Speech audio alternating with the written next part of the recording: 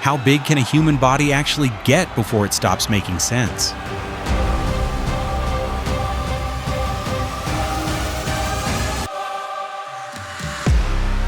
These are the biggest bodybuilders ever. Men who pushed size so far that other elite pros looked small the second they stood next to them. Bodies so extreme that even people who knew nothing about bodybuilding stopped and stared. These are the men who found out exactly how far the human frame can go.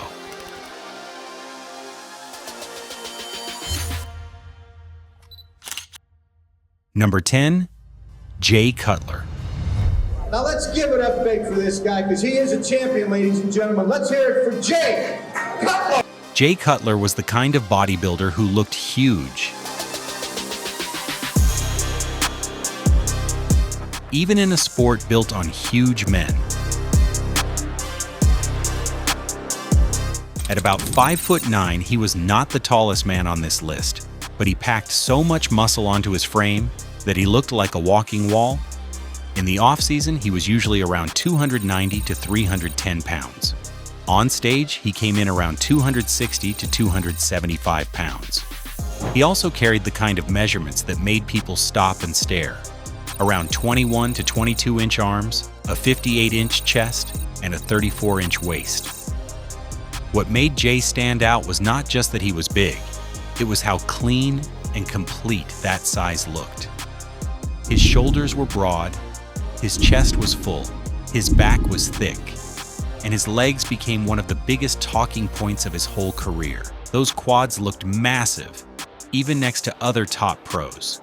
And later, they helped create his most famous image, the quad stomp. Jay did not have the wild, messy look some mass monsters had. He looked put together, and that helped him win. His story also made him easy to root for. He grew up in Massachusetts and started working in his brother's concrete business at just 11 years old. That hard work showed up later in the way he trained and carried himself. He started lifting seriously at 18, studied criminal justice in college, and once planned to work as a corrections officer before bodybuilding took over. His first contest came in 1992, and by 1996, he had won the NPC Nationals and earned his pro card. From there, he kept getting bigger, better, and harder to ignore. Then came the long chase. Jay won the Arnold Classic 3 straight years from 2002 through 2004. But the bigger story was Ronnie Coleman. Jay kept running into him at the Mr. Olympia and kept finishing second. The second place finisher, Jay Cutler. Most people would have cracked after that. Jay did not. He stayed with it, kept building, and finally broke through in 2006. He won again in 2007, lost the title to Dexter Jackson in 2008, then came back in 2009 and did something nobody had ever done before. He won the Mr. Olympia back after losing it. He won a 4th title in 2010 and finished with 6 Olympia runner-up finishes, the most ever. Number 9, Roelly Winklaar. Roelly Winklaar did not look big in the normal bodybuilding way. He looked packed. At about 5'6", he carried the kind of size that made taller men seem small, standing next to him. In the off-season, he weighed around 320 pounds. On stage, he came in around 295 pounds. His arms were measured at about 24 inches, with a waist around 35 inches, and that is a huge part of why people could not stop staring at him. He did not have the long, stretched look of a taller giant. He looked like muscle had been packed into every open space on his frame. That is what made him so shocking the first time people saw him. His story gave that size even more weight. Roelly was born in Curacao in 1977. When he was 4 years old, his father died in a motorcycle accident. Not long after that, his mother moved the family to Rotterdam in the Netherlands. Life was not easy, and bodybuilding did not become his path right away. The real turn came after a serious car crash that nearly killed him. After that, he got much more serious about training and linked up with Sybil Peters, the coach who helped shape his rise. Roelly had already shown promise, but now there was direction behind the power. He was no longer just a big man in the gym. He was becoming a real threat. When his career took off, it happened fast. He won the Arnold Amateur in 2009 and earned his pro card. Then, in just his third pro show, he won the New York Pro in 2010. Over the next few years, he kept building his name with wins at shows like the Nordic Pro, Chicago Pro, and Prague Pro. But what made Roelly unforgettable was not just his record, it was the look. His front double biceps pose was wild. His most muscular pose looked even crazier. Many fans still say he had some of the biggest arms ever seen in bodybuilding. And when he appeared in the film Generation Iron, even more people got to see how intense, gifted, and unpredictable he was. His best year came in 2018.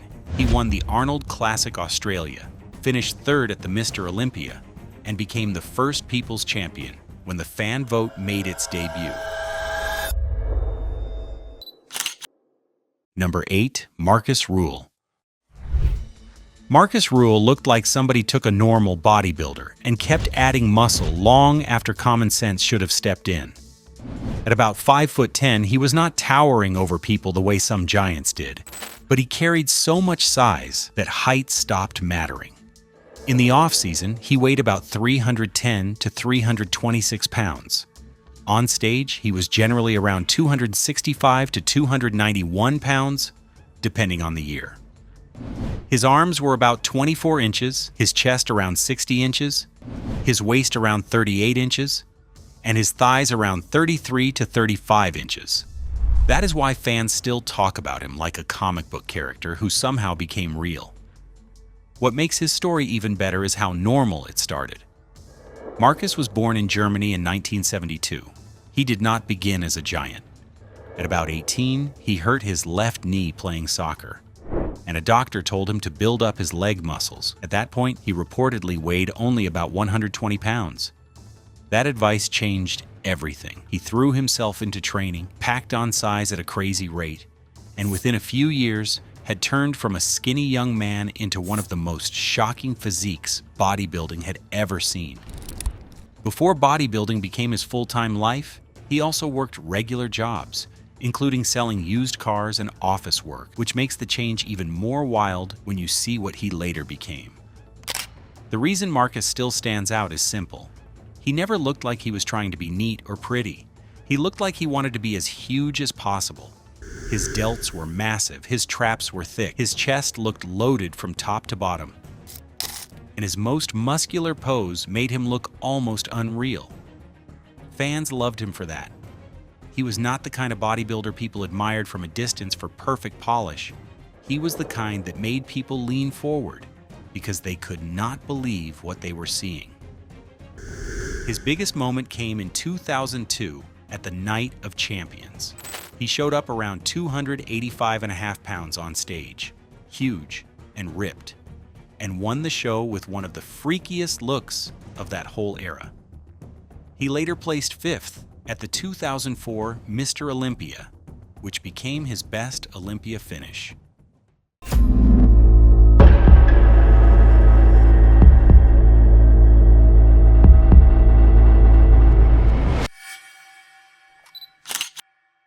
Number 7. Daniele Seccarecci. When it came to contest weight, almost nobody reached what Daniele Seccarecci reached. He was officially recognized as the heaviest competitive male bodybuilder, coming in at 135 kilograms or 297.62 pounds in contest shape. Outside contest shape, he normally weighed about 150 kilograms or roughly 330 pounds. That alone tells you what kind of body this man carried. He had giant arms measuring about 55 centimeters, which is roughly 21.7 inches. Even in a sport full of huge men, Daniele looked built on a different scale. His story started in Italy. He was born in Livorno and later moved with his family to Syracuse. He got into weight training at about 16, not because he was chasing bodybuilding fame yet, but because he wanted to improve his judo. That did not last long. Within a year, he was already competing in local bodybuilding shows, and the results came fast. In 2000, he won the Venice Beach Grand Prix, and over the next few years, he kept building his name in junior and national contests. He was not one of those bodybuilders who came from a famous gym or a giant media machine. He built his way up through contests, size, and steady results until people had no choice but to notice him. What made Daniele different was that his whole identity in bodybuilding was tied to raw mass. A lot of big bodybuilders are remembered for one body part, one famous pose, or one classic win. Daniele is remembered because he brought record book body weight into contest condition. He appeared on major television in Italy, showed up on primetime record shows, and became known far beyond the usual bodybuilding crowd. His career had real competitive moments too. He turned pro at 26, and in his first pro season came close to qualifying for the Mr. Olympia. He later competed in shows across Europe and the United States, and his last contest was the 2013 Nordic Pro in Finland, where he placed 6th. Just days later, he died of a heart attack at only 33 years old. If they come at 270, they got a 34-inch waist, so I'm still the bigger man, but, I do have some areas, my back has improved tremendously, and, I'm just gonna go back to the drawing board and... Number 6, Paul Dillet. Paul Dillet looked less like a normal bodybuilder and more like somebody had pushed size way past the point where it should have stopped. Standing around 6'2", he carried the kind of mass that could take over a stage before he even hit a pose. In the off-season, he was usually around 320 to 330 pounds. On stage, he came in around 285 to 290 pounds. That alone put him in rare company, but it was not just the scale. He had huge shoulders, giant arms, a massive chest, and the kind of upper body width that made other pros look smaller the second he stood next to them. In the 1990s, very few men looked more shocking at first glance. His path into bodybuilding made that size even more interesting. Paul was born in Montreal to a French father and a Jamaican mother. Before bodybuilding took over his life, he played football in the Canadian Football League. That matters because he did not come into the sport as a thin kid trying to build himself up from nothing. He already had real power and a strong athletic base. Then bodybuilding took that frame and turned it into something far bigger. He won the heavyweight class and overall title at the North American Championships in 1992, and that opened the door to the pro stage. Once he got there, people noticed him fast because nobody else looked quite like him. What made Paul unforgettable was the way his body looked, almost too large for the sport around him. He was not known for being the neatest poser or the most polished man on stage. He was known for raw visual power. Fans gave him names like Freak Einstein and Jurassic Paul because normal words did not seem big enough. When he hit a pose, the first thing people saw was width, thickness, and pure scale. That is a huge reason his name still comes up whenever people talk about the wildest mass monsters ever. Even people who never watched his whole career know the look. They remember the shock of seeing him. His big early pro splash came in 1993 when he placed 4th at the Arnold Classic and 6th at the Mr. Olympia. A year later came one of the most talked about moments of his career. At the 1994 Arnold Classic, severe cramping from dehydration hit him on stage so badly that officials had to carry him off. It was frightening, and it became one of the most famous stage incidents in bodybuilding history. But Paul kept going. He later placed 4th at the 1994 Mr. Olympia, 5th at the 1996 and 1997 Olympias, and then won the Night of Champions in 1999. Number 5. Günter Schlierkamp. Günter Schlierkamp was not just big. He was tall, broad, and full in a way that made other heavyweights look smaller the second he stood beside them. He was about 6'1.5", with an off-season weight around 325 to 330 pounds, and a contest weight around 295 to 300 pounds. That kind of size is rare by itself. On a taller frame, it looked even more unreal. He did not have to do much to get attention.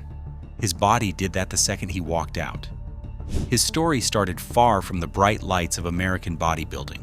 Günter was born in Olfen, in what was then West Germany, and he grew up on a farm. That matters because his whole rise had that hard-working feel to it. He was not built in fame. He came up through years of work, won the German championships, then the European Amateur Championships, and then took the biggest step of his early career by winning the IFBB World Amateur Championships in 1993. That win gave him his pro breakthrough, and a few years later, he moved to the United States to chase the sport at the highest level. What made Günter special was the kind of size he carried. A lot of huge bodybuilders looked thick because they were shorter and more compact. Günter was different. His mass stretched across a taller frame, which made his shoulders, chest, back, and arms look enormous in a different way. He looked like a real giant, not just a very heavy man. But he was not only about scale. Fans loved him because he had a friendlier, cleaner look than some of the more extreme mass monsters. That is a big reason people started calling him the Gentle Giant. He looked huge, but he also looked open, balanced, and easy to cheer for. The biggest moment of his whole career came in 2002. First, he pushed into the top group at the Mr. Olympia and showed one of his best looks ever. Then, not long after that, he did something almost nobody else could say they had done in that era. He beat Ronnie Coleman at the GNC show of strength. Ronnie was in the middle of his Olympia reign, and that loss ended up being the only time he was beaten on stage during that run. He never became Mr. Olympia, but he stayed near the top for years. He finished fourth at the 2004 Arnold Classic and fourth again at the 2005 Mr. Olympia, which showed that his 2002 breakout was not a fluke. Number 4, Ronnie Coleman. At about 5'11", Ronnie Coleman carried the kind of weight that should not have looked that sharp on a human body. In the off-season, he was usually around 315 to 330 pounds. On stage, he came in around 287 to 300 pounds. He also had the kind of measurements that made his body sound almost made up. About 24-inch arms, a 60-inch chest and back, and 36-inch thighs. But what made Ronnie truly scary was not just the size. It was the fact that he brought that size with detail, hardness, and balance that almost nobody else could match. His rise made it even better. Ronnie was born in Monroe, Louisiana, earned a degree in accounting from Grambling State University, played football there as a walk-on middle linebacker, and then moved to Texas. He could not find work as an accountant, so he ended up working as a police officer in Arlington. He was working long shifts like a regular man while building one of the greatest physiques the sport had ever seen. He turned pro in the early 1990s, kept improving year after year, and then in 1998 he broke through and won the Mr. Olympia. From there, he did not let go. He won that title 8 straight times, from 1998 through 2005, and finished his career with 26 IFBB pro wins. What made Ronnie feel almost unreal was the way he trained. He was not one of those bodybuilders who only looked strong. He really was strong. He became famous for throwing around 800 pounds in the squat, 800 pounds in the deadlift, and a 2,300-pound leg press that still looks crazy even now.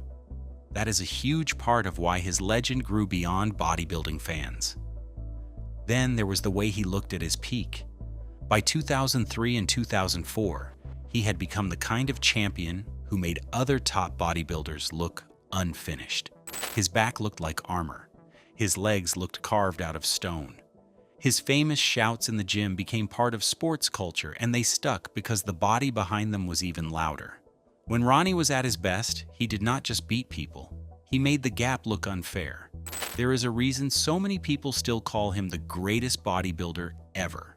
In 2001, he became the first man to win the Arnold Classic and the Mr. Olympia in the same year. Number 3. Nasser El Sonbaty. Nasser El Sonbaty should not have been able to move the way he did.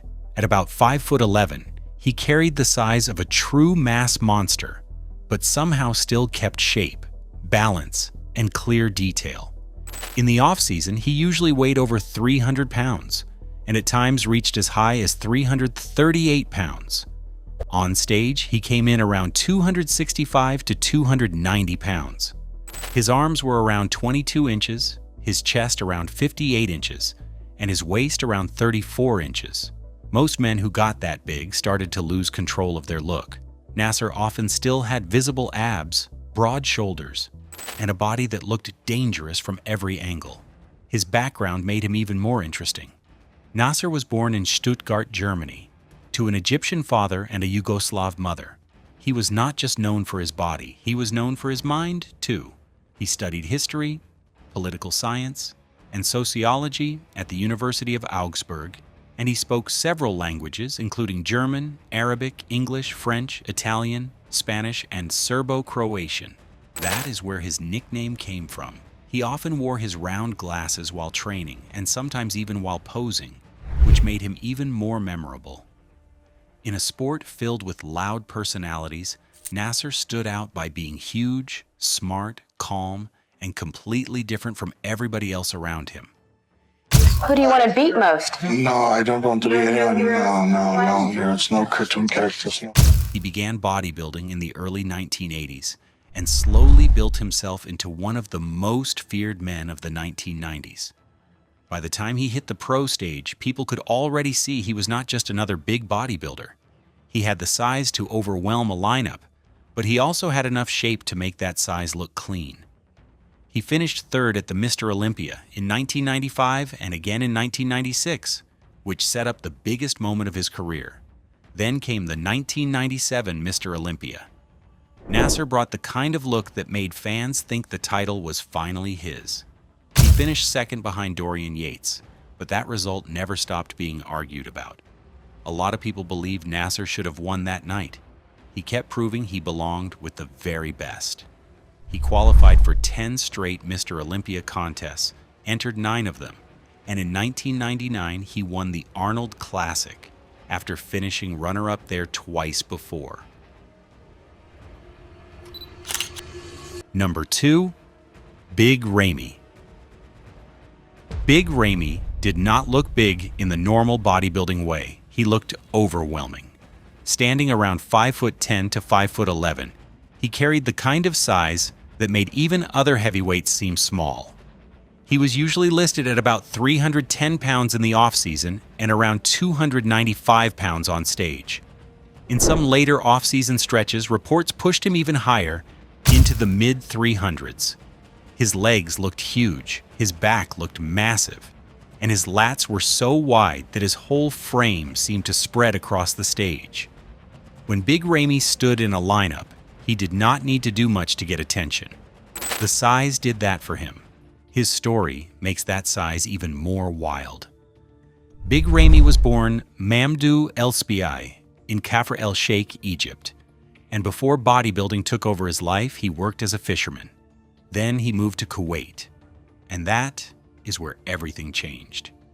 He started training seriously around 2009, joined Oxygen Gym in 2010, and grew at a speed that did not seem normal. By 2012, he stepped on the Amateur Olympia Kuwait stage at about 286 pounds and earned his pro card by winning the overall title. Then came one of the strongest pro debuts bodybuilding had seen in years. In 2013, he entered the New York Pro for his first IFBB Pro League show and won it right away. That was the moment the whole sport realized this was not just another big man coming through, this was a real force. What made Big Ramy different from a lot of older mass monsters was that he was not only huge. At his best, he could carry that size without looking like the whole body was falling apart. He had giant quads, a huge upper back, thick arms, and enough shape to make the mass look even more dangerous. Over the next few years, he kept building that reputation. He won the New York Pro again in 2014, won the Arnold Classic Brazil in 2015, and kept climbing at the Mr. Olympia until he finished second in 2017. For years, people kept asking the same question.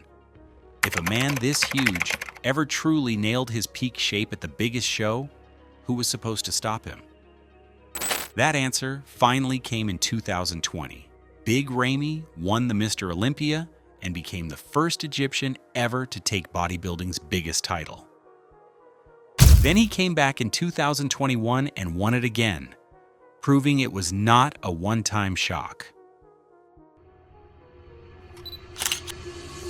Number 1. Greg Kovacs. Greg Kovacs looked like the point where bodybuilding size stopped making sense. He stood about 6'5", and at his biggest, he weighed around 420 pounds in the off-season. In contest shape, he weighed somewhere between 330 and the mid-300s. His arms were measured at over 25 inches, his chest was around 70 inches, and his thighs were about 35 inches. Those are the kind of numbers that sound fake until you see the pictures. Greg was not just another big bodybuilder. He looked like a giant, even in a sport full of giants. He was born in Niagara Falls, Ontario, in 1968. Before bodybuilding took over his life, he played hockey and soccer and studied electrical engineering for a year in college. That makes the next part even crazier because he did not start out looking like some strange one-in-a-million giant. He built into that. By the second half of the 1990s, people were already talking about him as the biggest pro bodybuilder around. In 1996, he earned his IFBB Pro card by winning the Canadian National Championships. Then in June of 1997, he landed on the cover of Flex magazine, and that helped to turn him from a huge man in bodybuilding circles into one of the most talked about mass monsters in the sport. What made Greg different was not only the body weight. It was the way that much size sat on such a tall frame. Most mass monsters looked huge because they were thick and packed tightly. Greg was tall and still unbelievably heavy, which made him feel even more extreme. And he was not just big. He was also known for shocking strength. He could bench 700 pounds for 2 reps, shoulder press 500 pounds, row 500 pounds bent over, and leg press over 2,000 pounds. He looked like the size race had gone too far, and that is exactly why people never forgot him. The strange part of Greg's story is that his contest results never matched his measurements. He competed as a pro, but he never became a top Olympia-level threat.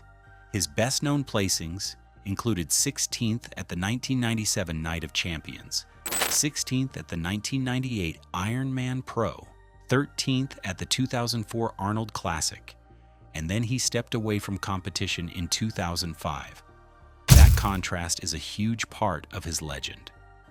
Greg Kovacs was not the greatest bodybuilder on this list when it came to titles, but when the question is pure size, raw body mass, and how far the human frame could be pushed before it started to look unreal, his name is impossible to beat. He died in 2013 after a heart attack at 44. Thanks for watching. Now check out the videos popping up on screen for more unbelievable stories.